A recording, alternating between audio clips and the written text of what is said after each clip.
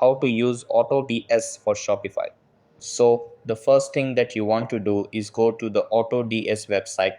After that, sign up using Google or fill in your details manually. Over here, select Shopify from the list and then click on Continue. Over here, if you're signed into Shopify, click on Install and confirm again by clicking Install. Then close the tab and your store will now be connected. After that, in the AutoDS dashboard, click on Marketplace. Over here, you can filter products by shipping location and category.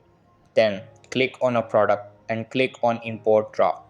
After that, go to Drafts and click on the drop down to optimize title and description with AI. After that, click on Import to add the product to your Shopify store. Then click on Add Products and choose Single Product. Over here, paste the product link from Amazon or any other supplier. Then the supplier and region will be detected automatically. After that, click on Edit Now, turn on Stock and Price Monitoring, then click Save and Import. Then go to your Shopify product section and click on Preview to see the imported product. So that's all for this video. Consider subscribing if you find it helpful, and I'll catch you in the next one. Thanks.